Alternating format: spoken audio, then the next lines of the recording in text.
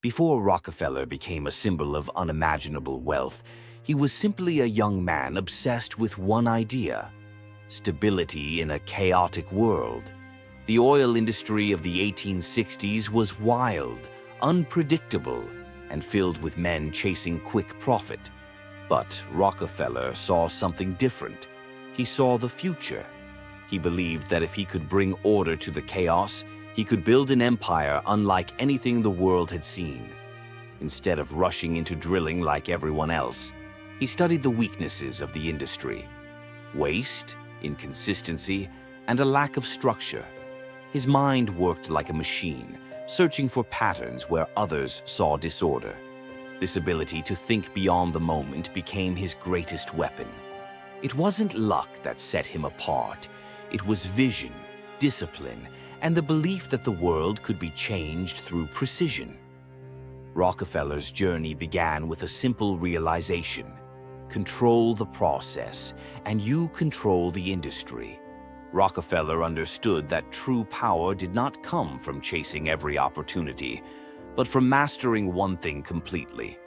While others gambled on drilling sites, he analyzed transportation routes, refining methods, and market demand. He wasn't just building a company, he was constructing a system. Every decision was measured, every risk calculated. He believed that efficiency was more valuable than speed, and that consistency could beat even the most aggressive competitor. By organizing complex operations into a smooth, predictable structure, Rockefeller created something no one had seen before: an oil business that didn't depend on luck. This disciplined approach became the foundation of Standard Oil. To him, the industry wasn't a battlefield. It was a puzzle waiting for the right mind to solve it, and he intended to be that mind. Rockefeller realized early that the real profit was not in drilling oil, but in refining it. Crude oil was nearly useless until transformed into valuable products, like kerosene. While other businessmen chased new wells, Rockefeller built better refineries. He demanded cleaner processes, safer methods, and machines that wasted nothing. This obsession with precision gave Standard Oil a massive advantage. His refineries produced higher quality kerosene at lower cost, making competitors look sloppy and outdated. Families across America chose Rockefeller's kerosene because it burned brighter and cleaner. Step by step, he turned refining into a science: predictable, efficient, and nearly flawless. By mastering this single stage of the industry, he quietly gained control over the entire chain. The world saw oil as a gamble, but Rockefeller turned it into a perfectly tuned machine. One of Rockefeller's greatest strengths was his ability to negotiate deals that others thought impossible. He didn't shout or intimidate. He persuaded. He understood people, their fears, their ambitions, and their breaking points. When railroads controlled transportation, Rockefeller struck long-term partnerships that lowered shipping costs and stabilized his supply chain. These deals terrified competitors who could no longer match his prices. But Rockefeller wasn't done. He offered struggling small refiners a choice: join Standard Oil and benefit from its efficiency, or continue fighting alone and risk collapse. Many chose to join, not out of fear, but because Rockefeller offered stability in an unpredictable world. His influence expanded quietly, contract by contract, until he held the industry in a grip no one could challenge. As Standard Oil expanded, Rockefeller built an organizational system unlike anything of its time. He hired specialists, created departments, demanded reports, and insisted on constant improvement. Every refinery, every transport route, every dollar spent had to serve a purpose. Nothing was left to chance. Employees described the company as a machine: precise, silent, unstoppable. Rockefeller believed that discipline was more powerful than raw talent. A well-organized system, he said, could outperform any brilliant individual acting alone. This mindset allowed Standard Oil to operate at a scale never seen before. While competitors reacted to problems, Rockefeller anticipated them. His empire grew not through luck, but through relentless optimization. By the time the world realized what he had built, Standard Oil had already become an economic force capable of reshaping entire markets. By the 1880s, Rockefeller's influence reached beyond refineries and railroads. Standard Oil controlled most of the oil market in the United States. Critics called it a monopoly, but Rockefeller saw it as the natural result of efficiency and strategy. He used his position to stabilize prices, prevent destructive competition, and ensure consistent supply. While others reacted emotionally to market fluctuations, Rockefeller analyzed them scientifically. Political leaders and bankers noticed, some admired, some feared. He had built not just a company, but an institution. Standard Oil became a symbol of power, proof that careful planning, patience, and relentless execution could dominate a global industry. The empire was no longer just about oil, it was about shaping the rules of business itself.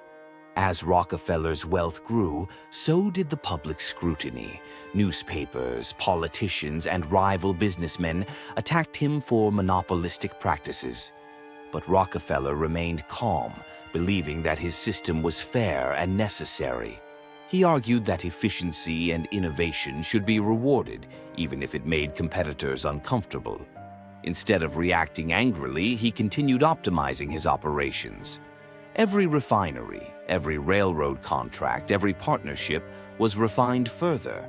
This ability to focus on execution rather than reputation made him untouchable. Public criticism came and went, but the empire endured.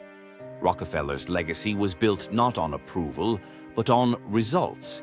He proved that long-term vision and meticulous planning could withstand pressure from both markets and public opinion, shaping the very concept of corporate power. Even as Rockefeller's empire dominated industries, he turned attention to philanthropy.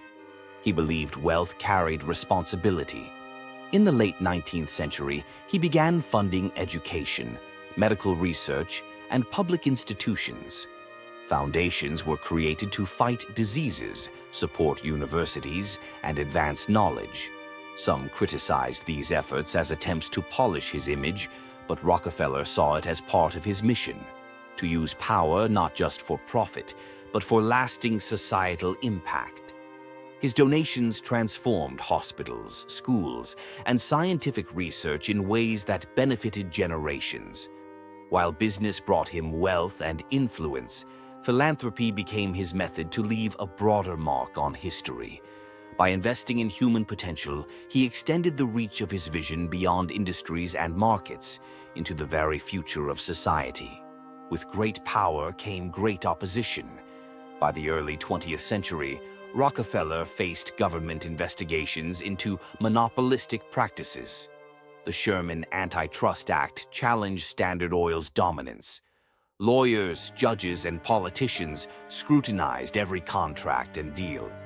Rockefeller remained strategic, understanding that public scrutiny and legal battles were part of building a lasting empire. Standard Oil was eventually broken into smaller companies, but Rockefeller's influence didn't vanish. The restructuring created new industry giants, many of which he had a stake in. He had built not just a company, but a blueprint for business strategy, corporate organization, and market control. Even legal pressure could not erase the systems, the methods, or the vision he had implemented over decades. John D. Rockefeller's story is more than wealth.